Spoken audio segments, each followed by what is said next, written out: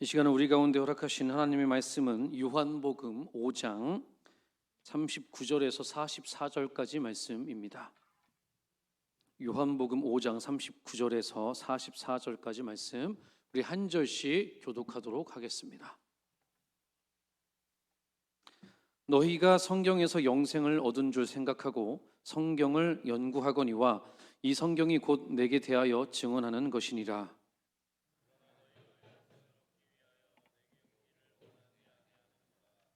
나는 사람에게서 영광을 취하지 아니하노라.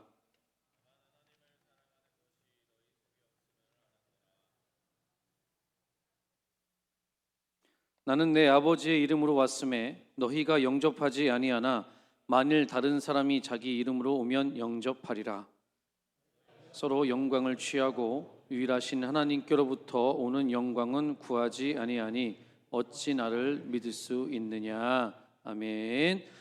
할렐루야. 우리 옆 사람하고 인사하겠습니다. 보고 싶었습니다. 사랑하고 축복합니다. 보고 싶었습니다. 사랑하고 축복합니다.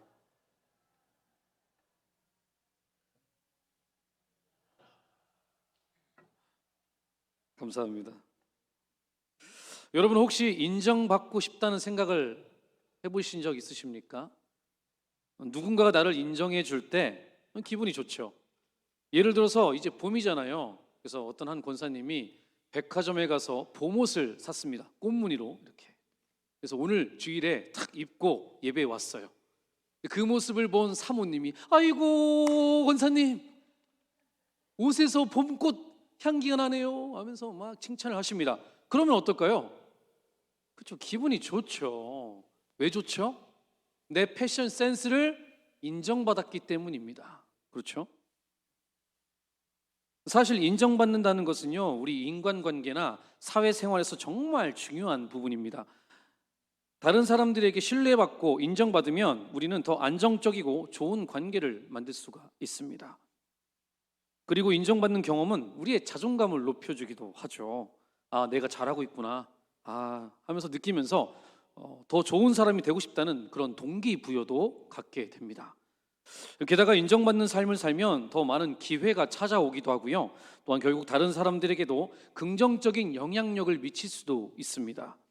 그러니까 우리는 자연스럽게 인정받기 위해 노력을 하게 되죠. 인정받는 사람들의 경우도 다양한데요. 자, 여러분 사진 한번 보여주세요. 이게 누구죠?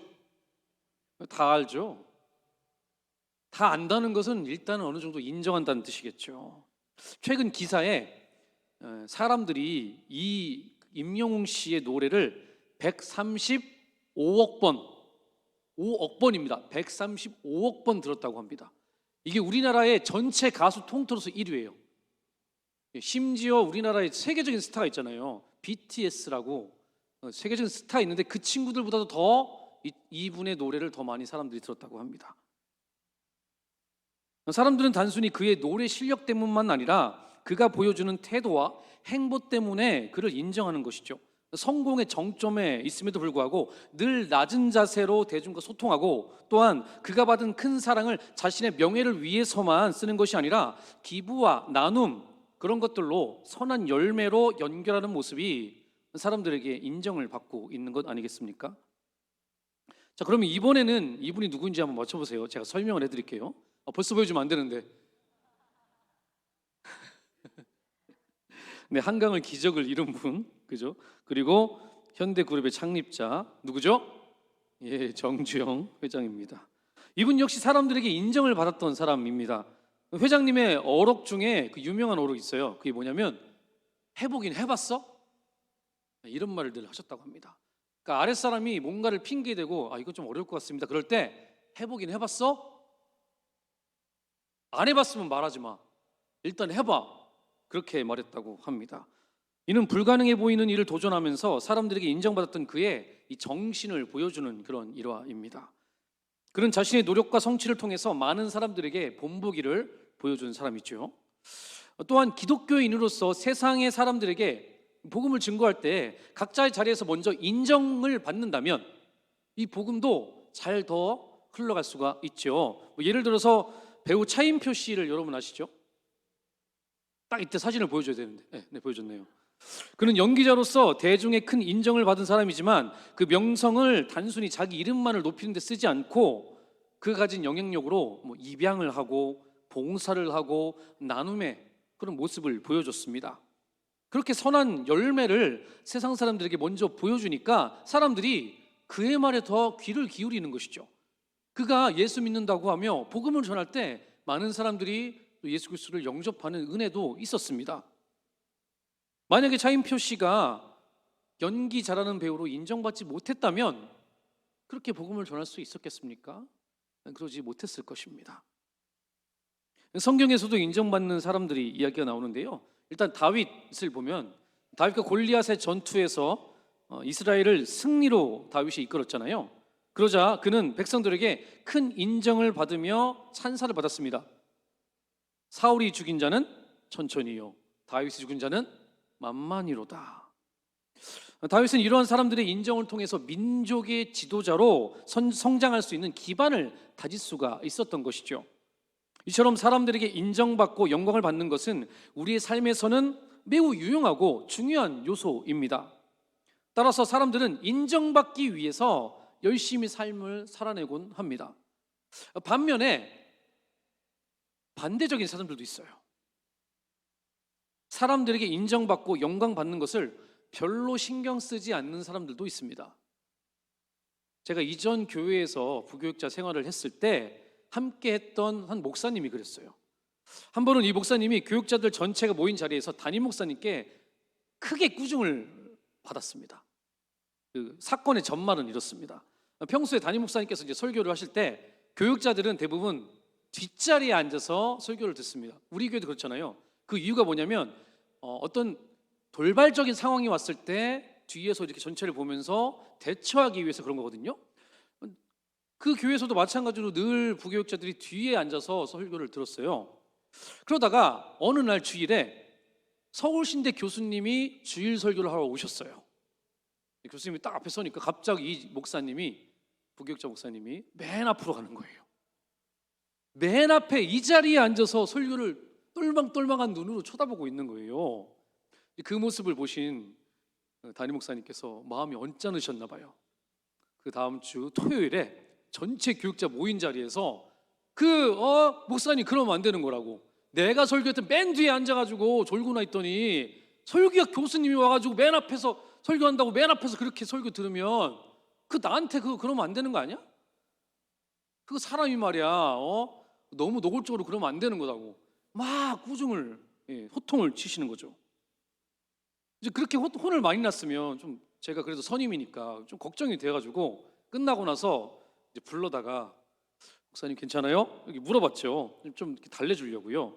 그런데 이 목사님이 뭐라고 하냐면, 목사님 저는 아무렇지도 않아요. 저는 타격이 없어요. 이렇게 말하는 거예요. 그래서 제가 거짓말 마요. 아니요 정말입니다. 저는 아무런 타격이 없습니다. 이렇게 말하는 거예요. 그래서 왜 그렇게 생각하냐고 했더니 저는 담임 목사님이 그런 말씀하신 그런 의도로 자기가 앞자리에 앉은 것이 아니었기 때문이라고 그렇게 말을 하더라고요. 그래서 제가 그러면 오해받는 거 싫지 않냐고 그랬더니 전혀 상관없대요. 저는 남이 저를 어떻게 보든 별로 상관없습니다. 그래서 저를 비난을 해도 타격이 없고요. 반대로 솔직히 누가 나를 칭찬해도 내가 그 칭찬에 대해서 신뢰가 되지 않으면 별로 기쁘지도 않대요. 칭찬이나 비난에 자유로운 그러한 영혼이었습니다. 그래서 제가 사람이 어떻게 그럴 수가 있냐고 그랬더니 중요한 말을 해요. 이분이 뭐라 했냐면, 저에게 있어서 사람들의 인정과 영광은 별로 중요하지 않습니다. 이렇게 말하더라고요. 멘탈이 갑입니다. 그죠? 사실 이런 사람들의 그 다수의 사람들이 성경에 많이 등장합니다. 주변도 있긴 하지만 성경에 많이 등장하는데 대표적인 인물로 저는 세례 요한을 꼽고 싶습니다. 그는 일단 세상의 물질 문명을 뒤로하고서 광야에서 생활했죠. 그곳에서 성경을 필사하고 기도하고 거의 그냥 진짜 하나님과 동행하는 삶, 그런 삶을 살았던 사람입니다. 그런데 하나님께서 명령하시자 그가 이제 세상에 나오는 거죠. 그리고 하나님 말씀을 선포하고 회개의 세례를 전하는 겁니다. 그러자 사람들이 줄을 서서 그의 말씀을 들으러 옵니다. 세례를 받으러 와요. 그리고 제자들도 굉장히 많아졌습니다. 그런데 하루는 제자들이 걱정을 하면서 요한에게 이렇게 말을 합니다. 스승님, 그동안 스승님을 따라왔던 사람들이 모두 예수라는 사람에게 가는데요, 어쩌죠? 진짜 큰일 났습니다. 보통 그러면 사람이 시기질투가 나죠. 그죠? 그러면서 스스로 돌파구를 찾으려고 방법을 강구하기도 하고, 좀 악한 사람은 중상모략을 부리면서 라이벌을 넘어뜨리려는 그러한 움직임을 취하기도 합니다. 그런데 이 세례 요한은 이러한 상황 속에서 정말 멋있는 말을 해요. 뭐라고 하냐면, 예수 그는 높아져야 되고 나는 낮아져야 되리라. 저는 이 말이 너무 멋있는 것 같아요. 사람들의 인정, 칭찬 전혀 연연하지 않아요. 오직 예수만 높이는 이 세례 요한, 너무나 멋있습니다. 어떻게 그럴 수가 있을까요? 저는 목사로서 세례 요한을 보면 정말 존경을 할 수밖에 없는 것 같아요. 또한 노아라는 사람도 같은 부류의 사람입니다. 노아의 가족들은 고대 근동의 그 메소포타미아 지역에서 살았어요. 그곳이 어디냐면 지금의 이라크나 터키 남부, 시리아 동부 이곳을 말합니다. 이곳은 고대 문명의 발상지이자 사람들이 거주하던 주요 지역이었습니다. 그런데 어느 날부터 어떤 사람이 배를 만드는 거죠. 그것도 정말 어마어마한 크기로 배를 만듭니다. 사람들이 아마 물어봤겠죠. 아니, 당신은 왜 배를 만드시오? 엄청난 홍수가 날 거예요. 여호와께서 말씀하셨어. 처음에 이렇게 말했을 때 어떤 몇몇의 사람들은 그럴 수도 있겠다 그러면서 아마 그의 말을 믿었을지도 모릅니다. 그런데 그게 5년, 10년, 30년이 흘러도 비는 오지 않고 기미가 안 보여요. 그러면 사람들이 뭐라 했을까요? 그죠, 미쳤다고 했겠죠. 이게 홍수를 예언하셨을 때 이제 노아가 방주를 만들었잖아요. 그때가 500살쯤 되었었는데 이제 홍수가 시작될 때가 나이가 600살, 그러니까 약 100년 정도 방주를 만든 거였죠. 노아는 그냥 100년 동안 방주만 지었던 것이 아니라 사람들의 비난과 조롱도 버텨왔던 것이었습니다. 그러나 노아는 사람들의 시선, 사람들의 비난에 요동하지 않아요. 남들의 인정에 전혀 신경 쓰지 않고 하나님께만 직진하는 겁니다. 멋있죠? 여러분들은 어느 쪽에 더 가깝습니까? 본문에서는 뭐라고 말씀하시는지 한번 함께 읽어보겠습니다. 우리 44절 말씀 같이 읽어보겠습니다. 시작. 너희가 서로 영광을 취하고 유일하신 하나님께로부터 오는 영광은 구하지 아니하니 어찌 나를 믿을 수 있느냐. 아멘. 오늘 본문을 보면 예수님께서 사람들이 자기 자신을 믿지 못하는 이유가 하나님의 영광이 아닌 사람들끼리 서로의 영광만을 취하기 때문이다, 이렇게 말씀하십니다. 예수님께서 어떤 이유로 이렇게 말씀하신 걸까요? 그 이유는 사람의 영광을 취할 때 그 가운데는 심각한 부작용이 있기 때문입니다. 그게 문제예요. 자, 그 부작용 3가지를 좀 말씀해 드리겠습니다. 첫 번째 부작용, 존재 자체의 부정입니다. 우리는 타인에게 인정과 영광을 받을 때 큰 기쁨을 누립니다. 그런데 반대로 인정받지 못하면 존재가 부정당한 것 같은 그런 느낌을 받아요. 이스라엘 초대 왕 사울 같은 경우도 비슷했죠. 백성들이 자기 자신보다 다윗을 더 인정한다는 생각이 드니까 거기서 분노가 오르면서 자기 왕이라는 존재 자체를 부정당한 것 같은 느낌을 받는 거예요. 그래서 그 부작용이 다윗을 죽이려는 시도로 발현되었을 것입니다. 많은 사람들이 타인의 평가에 따라 자기의 자존감을 결정합니다. 그 인정이 사라지면 극심한 우울감, 상실감을 경험하죠. 사실 예전에 저도 그런 타입의 사람이었습니다.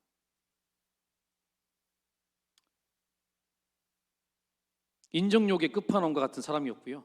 누군가의 평가로 인해서 천국과 지옥을 오르락내리락 하긴 했습니다. 지금 생각해 보면은 당시 저의 주특기가 뭐냐면 일희일비였습니다. 사람에게 영광을 받으려는 마음의 부작용, 그 두 번째가 있는데요. 그 두 번째는 뭐냐면 허무함입니다. 어떤 목표를 성취하고 사람들에게 인정과 영광을 받으면 행복한가 했을 때 꼭 그렇지만은 않죠. 인류 역사상 세상 모든 사람들에게 최고의 영광을 받았던 사람이 성경에 등장합니다. 여러분 누굴까요? 제가 볼 때 이 사람은 영광 중독에 빠졌어요. 혹시 누군지 아세요? 솔로몬입니다. 저기 나와 있네요. 네, 솔로몬입니다. 안 나왔네요. 예. 나온 줄 알았어요. 솔로몬입니다. 그는 모든 사람들이 부러워할 만한 것을 가지고 있었죠. 천재적인 두뇌, 이스라엘의 왕으로서의 권력, 세계 최고의 부자, 그리고 절세 미녀 아내 몇 명? 1000명. 남자들 부러우신가요? 게다가 세상의 많은 사람들의 존경을 한 몸에 받았던 사람이었습니다. 이처럼 세상의 모든 것을 다 이루고 모든 영광을 받은 이 사람이 말년에 이렇게 말을 하는 거예요. 아유, 다 때려치워, 다 때려쳐. 어차피 이 세상 모든 것 다 헛된 것뿐이야. 이렇게 말하는 거예요. 잠언 1장 2절에 오죽했으면 이 사람이 한 문장에 헛되다라는 말을 5번 사용했겠습니까? 헛되고 헛되니 모든 것이 헛되니 해 아래에서 수고가 다 헛되다. 다 헛되대요. 자, 솔로몬이 이런 식으로 설명을 합니다. 무언가를 이루어요. 또 머리도 좋고 재력도 있으니까 늘 성공을 합니다. 그러면 기뻐야 되는데 잠깐 기쁘고 그것이 이어지질 않아요. 그래서 또 다른 목표를 찾습니다. 그리고 목표를 또 이루고 또 찾고 또 이루고 또 찾고 아무리 반복해도 채워지지 않는다는 거예요. 채워지질 않아요. 목표를 이루면 정말 기쁘고 즐겁고 행복할 거라고 생각을 했는데 그렇지 않다는 것이죠. 그래서 그가 이런 말도 합니다. 나 사는 것이 너무 괴로워. 내가 하는 일이 너무 괴로워. 정확한 워딩이 뭔지 한번 볼까요? 전도서 1장 17절 말씀입니다. 자, 시작. 이러므로 내가 사는 것을 미워하였노니 이는 해 아래에서 하는 일이 내게 괴로움이요 모두 다 헛되어 바람을 잡으려는 것이기 때문이로다. 아멘. 사는 것이 밉고 다 괴롭다고 합니다. 그 이유가 뭐냐면 마치 바람을 잡는 것 같다는 거예요. 아무리 잡으려 해도 잡혀지지 않는다는 것이죠. 자, 이번에 사람에게 영광을 받으려는 마음의 부작용 세 번째를 이번에 한번 보겠습니다. 세 번째는 뭐냐면 삶의 본질을 잃어버린다는 것입니다. 가장 중요한 부분이 문제가 되는 것이에요. 예를 들어서 우리가 잘 알고 있는 이야기 있죠. 부자 청년이 하루는 예수님께 찾아옵니다. 찾아와서 물어보는 거예요. 선생님, 영생을 얻으려면 어떻게 됩니까? 그래서 예수님이 계명을 지켜라. 저 다 지켰는데요? 여기까지만 보면 대단한 청년이죠. 어떻게 보면 신앙심도 있는 거고, 그죠? 그 다음에 돈도 많아요. 그리고 영생에 대한 그런 어떤 고민도 있어요. 대단한 청년입니다. 이런 청년 우리 교회에 있으면 괜찮을 것 같은데요, 그죠? 그런데 그 다음에 예수님이 이렇게 말씀하십니다. 네가 가지고 있는 재산 팔아서 가난한 사람들에게 나눠주고 나를 따라라. 그러자 이 청년이 주님 곁을 떠납니다. 그는 세상에서 잘 나가고 재산도 많고 사람들에게 인정도 받는 사람입니다. 그래서 그것을 포기할 수 없는 거예요. 사람들에게 인정받는 것, 이것 때문에 포기할 수 없는 거예요. 인생의 본질을 깨닫고 영혼의 문제를 해결하는 것보다 세상에서 받은 지금 이 순간의 영광이 더 중요한 것입니다. 그 세상의 인정과 영광 때문에 우리는 예수 그리스도를 바라보고 따라가는 것이 우리 가운데 만약에 문제가 된다면 이보다 더 큰 문제가 어디 있습니까? 자, 본문 39절과 40절 한번 읽어보겠습니다. 시작. 너희가 성경에서 영생을 얻은 줄 생각하고 성경을 연구하거니와 이 성경이 곧 내게 대하여 증언하는 것이니라. 그러나 너희가 영생을 얻기 위하여 내게 오기를 원하지 아니하는도다. 예수님께서 유대인들에게 너희들이 영생을 얻기 위해 성경을 연구하긴 하는데 그 성경이 가리키는 사람이 바로 나야. 그런데 왜 너희들은 내게 오는 걸 싫어하냐? 도대체 뭐야? 성경은 연구해, 영생을 얻기 위해. 그런데 그 성경이 가르치는 사람이 바로 난데 나한테 오는 걸 왜 싫어하는 거지? 이렇게 말씀하고 있다는 겁니다. 그들의 행위에 오류가 있어요. 그러면서 41절에 이렇게 말씀하십니다. 나는 사람에게서 영광을 취하지 아니한다. 그들이 예수님께 나아오지 못하는 이유를 자신을 빗대어서 말씀하시는 겁니다. 나는 사람에게서 영광을 취하지 않아. 다시 말해, 너희들은 사람에게서 영광을 취하는데 나는 사람에게서 영광을 취하지 않는다. 너희들이 사람에게서 영광을 취하기 때문에 나를 믿지 못하니 하나님께로부터 오는 영광을 좀 취해라. 이렇게 가르쳐 주시는 것이죠. 자, 여러분 질문해 보겠습니다. 사람들이 여러분 칭찬 안 해줘도 괜찮나요? 사람들이 여러분 비난해도 괜찮나요? 사실 우리는 여기에서 자유로울 수가 없습니다. 사람이 어떻게 그런 거 신경 안 쓰고 살 수 있습니까? 그렇죠? 예수 믿는 사람들도 함께하는 동료들에게 인정도 받고 싶고 칭찬도 받고 싶습니다. 반대로 그들에게 인정받지 못하면 우리도 속을프고 속상합니다. 저도 말씀을 전했는데 성도들이 뭐 그냥 반응도 없어요. 그냥 다 자고 있어요. 그러면 제 마음이 얼마나 서글프겠습니까? 똑같습니다. 우리는 사실 솔직하게 말하면 이 영광, 이 인정, 이 비난 이거로부터 자유로울 수가 없어요. 그래서 예수님께서도 44절에 너희가 서로 영광을 취하고 유일하신 하나님께로부터 오는 영광은 구하지 아니하니 어찌 나를 믿으느냐 이렇게 말씀하시면서 잘 보면은 야 너희들 사랑 영광 그만 취하지 마 라고 말씀을 안 하세요. 단호하게 그렇게 말씀 안 하십니다. 왜냐하면 예수님도 알아요. 우리가 어떤 존재인지 압니다. 인간 세상에서 서로 영광을 취하지 않을 수 없다는 걸 분명히 알고 있다는 것이죠. 사실 우리가 서로 수고하면 격려할 수 있는 거 아니에요? 예를 들어 윤정훈 집사님 맨날 이렇게 찬양 인도하고 존오핀 찬양팀 열심히 찬양 준비해서 찬양하잖아요. 그럼 우리가 격려도 해야죠. 고생하셨습니다. 네, 격려하셔야죠. 그렇죠? 그런데 주님이 말씀하시는 건 뭐냐면 하나님께로부터 오는 영광, 그 영광도 구해라라고 말씀하시는 겁니다. 이 의도가 뭐냐면 그 비중이 하나님께 영광을 구하는 것이 더 커져야 된다라고 말씀하시는 거예요.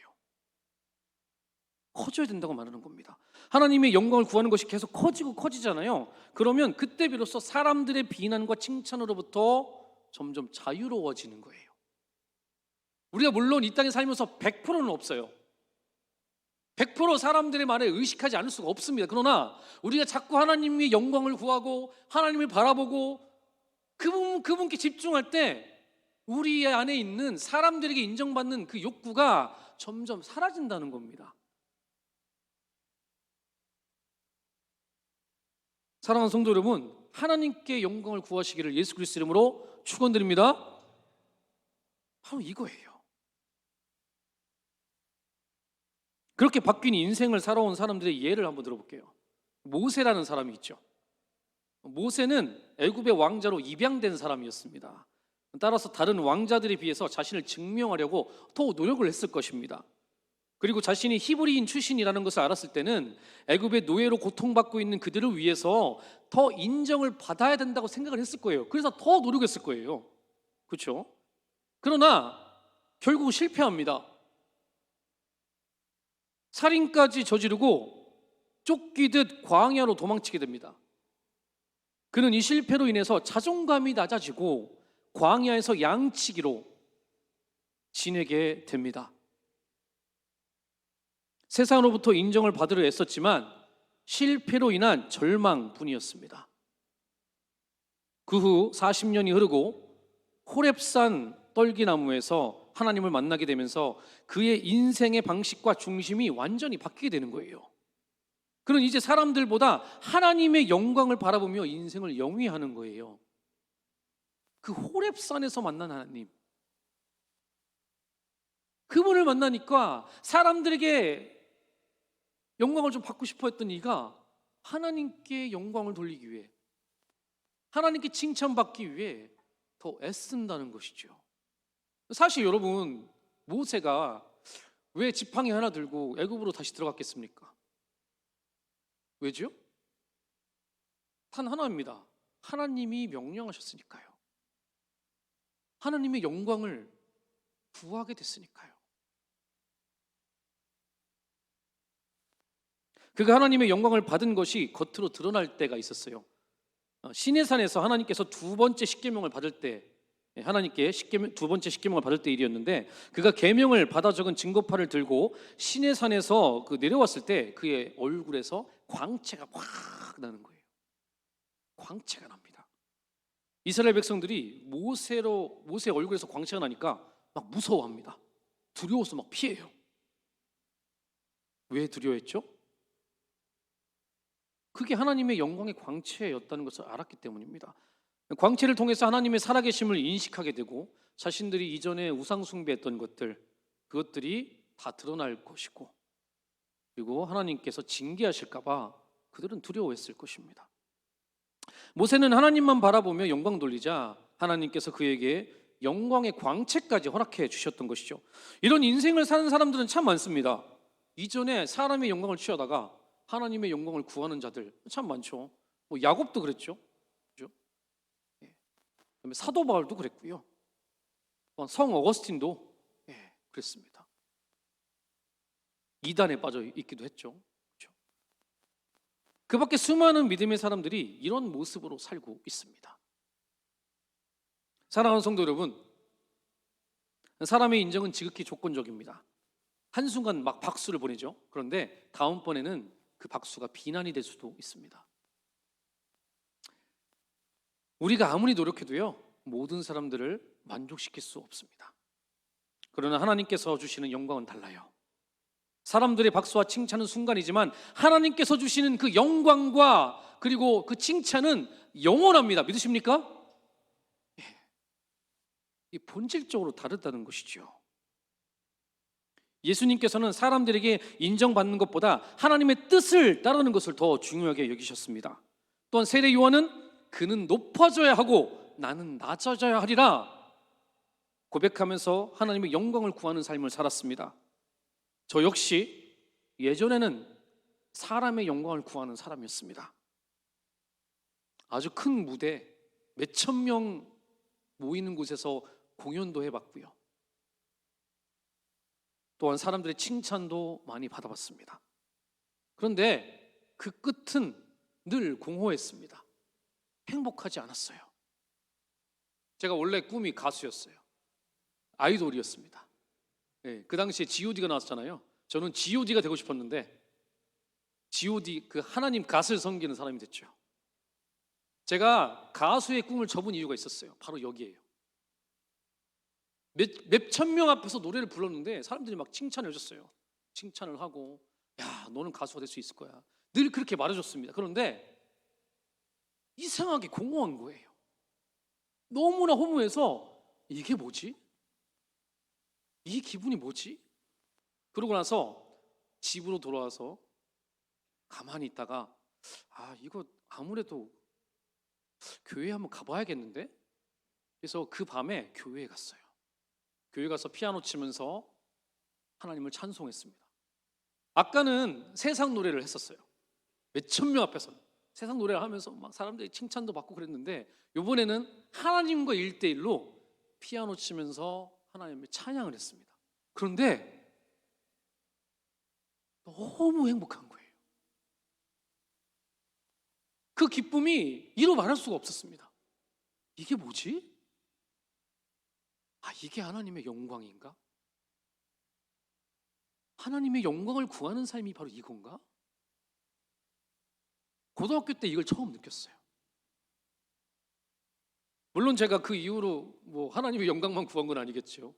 당연히 사람들의 영광을 취하고 의식하고 그래서 힘든 삶을 살았지만 이 말씀 준비하면서 그때가 갑자기 확 떠오르더라고요. 아, 그랬지. 하나님이 그때 나에게 그렇게 보여주셨지. 다시 하나님의 영광을 구하자. 사랑하는 성도 여러분, 하나님이 주시는 영광은요 영원합니다. 믿으십니까? 우리를 행복하게 만듭니다. 믿으십니까? 영광을 구하시기를 예수 그리스도 이름으로 축원드립니다. 특히 영광을 느낄 때가 언제냐면 청년들과 함께 국내 선교 갈 때마다 그 하나님의 큰 영광을 느낍니다.